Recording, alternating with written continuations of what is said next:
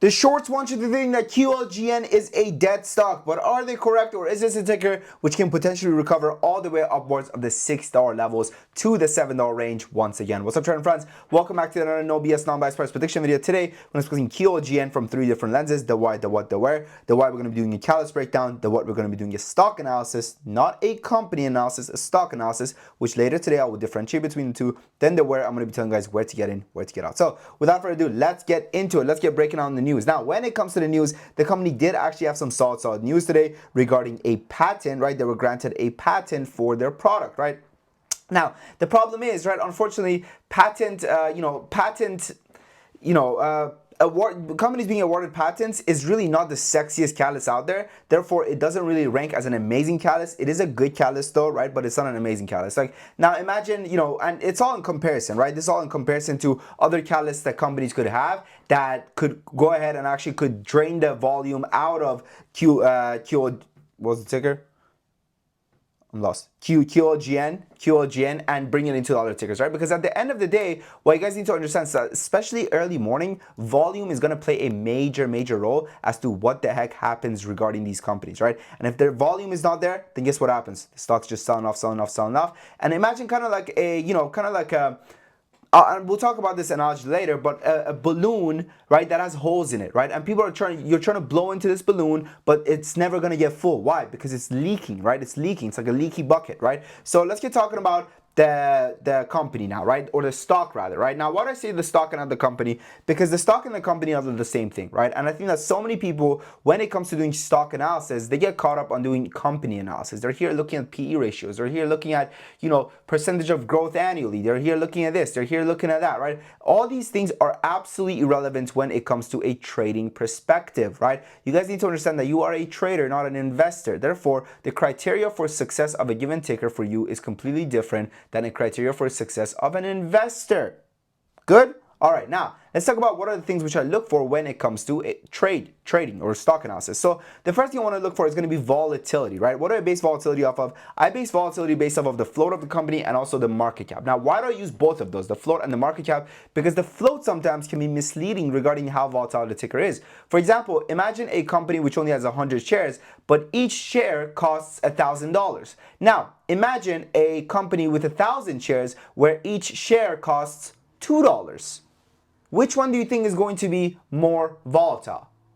Well, yes, the $1,000 one, right? The $1,000 one is going to be more volatile. Although there's a more share count, although the float is bigger, but it's still going to be more volatile. So I think so many people are so hyper-focused on float, where they kind of are missing the point of why people say something is actually volatile, right? It's volatile because of the purchasing power that causes a stock to receive a certain level of volatility, right? In the case of Qlgn, it passes all the tests, sub $10 million market cap. This is a dime when it comes to volatility. Now, the next thing which we want to talk about is going to be institutional ownership. So when it comes to institutional ownership, the company has a 0.5% institutional ownership. Not a good look. Not a good look at all. Not a good look at all. Okay, so we're going to put this as terrible. Now, next thing which we're going to look at is going to be short interest. All right, let's take a look at the short interest of the company. So let's go over here and search up Qlgn. Let's see what the shorts have been doing. Have the shorts been adding? Have the shorts been taken away? What's been going on? Well, the past day, the shorts have added 95%. The shorts have almost doubled the past trading day alone. This is bearish. Okay, this is actually bearish. Believe it or not, this is bearish because this goes to show that the shorts believe that the stock is actually overbought. So we're going to put this as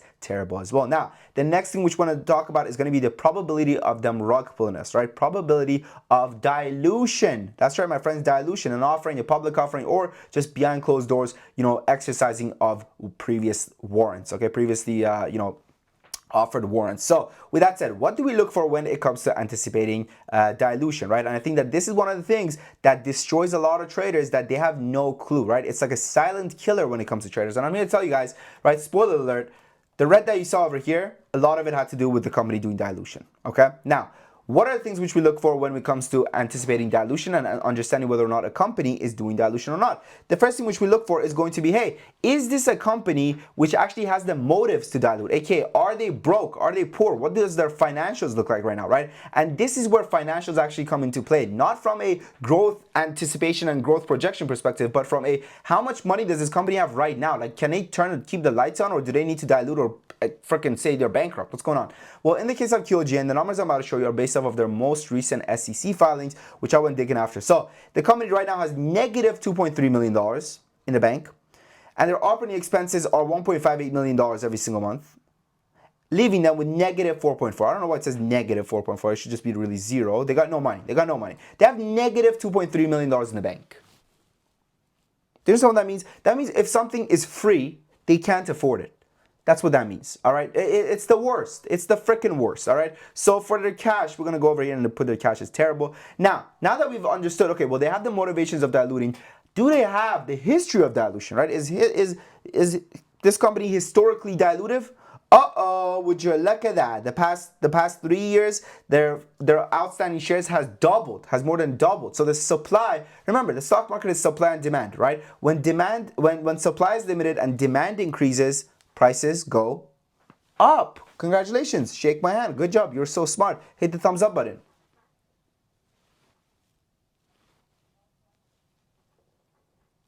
Nice, all right. Shake my hand again, very good, right? So the company's gone ahead and they're now, let's say, right, prices go up. Now let's say that the supply increases. The demand stays the same, but the supply increases. What happens to the price now? So remember, when demand went up and supply was limited, prices went up. Now demand has stayed the same, but the supply has increased. Prices go down. Good job. Shake my hand. Hit the thumbs down button. I'm joking. Don't hit the thumbs down button. Thank you. Anyways, right? So with that said, right, this is a company that has added a lot to its float, aka historically they've been very dilutive. Now, when you go over here and look at their overhead supply as well, not looking good. Their overhead supply also looks like dog shit. They can dilute. They probably diluted today. Not a good look at all, right? So unfortunately, guys, on this one, I'm gonna have to side with the shorts, right? This ticker is never getting above the $5 levels again. For me personally, I don't think it's gonna break above this $5 levels. You know, could it give us a pump to potentially the 450 levels tomorrow morning? Yes, but I think that you should cut your losses sooner than later. Now, listen, hear me out, okay? What I'm saying right now is applicable to the stock right now. What happens is that people take these videos, they watch it a month later and they go, oh, and then the company comes out with some bullshit news like, oh, we cured cancer, everybody, and the stock goes up 50x, and they're like, see, it recovered. Now, how the fuck am I supposed to know what this company is up to right now in this moment, what catalyst they're going to announce next month, next year, how am I supposed to know that? I don't. So I'm just telling you what I think based off of the data which is given to me right now, which is the chart, which is the news, which is the company's finances right now. That's it, all right? That's it. And for me, it's an absolute no-go. And listen, I knew this from the morning, literally this morning in our community, in my Discord. This is what I said about Qlgn. Listen, it's really funny, okay? Listen to what I said about Qlgn. So as you see over here, right? 8:35 a.m. Qlgn, okay? Let's go on the date. Wednesday, July 16th. The stock was trading at 8:35. The stock was trading at $7. It was at $7, okay? Listen to what I said. Do not fall for the Qlgn trap. Do not fall for the Qlgn trap. This shit could go to 10. They're going to rug it, okay? They're going to rug it, and they're going to rug it so hard. Like, it's going to be one of the craziest rug pulls you guys have ever seen. I'm calling it right now. Qlgn, it's going to come down like a sack of bricks. Bam. And what happened?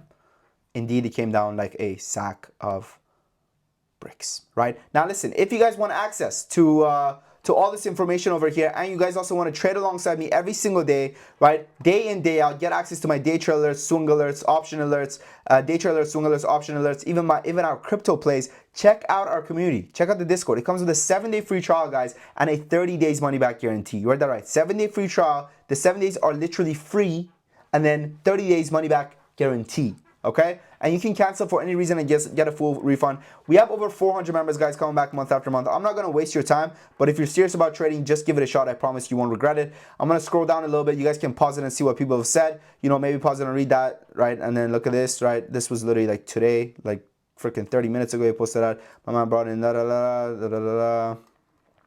You can just pause it and read some of these, right? I'm not going to freaking go over every single one of them.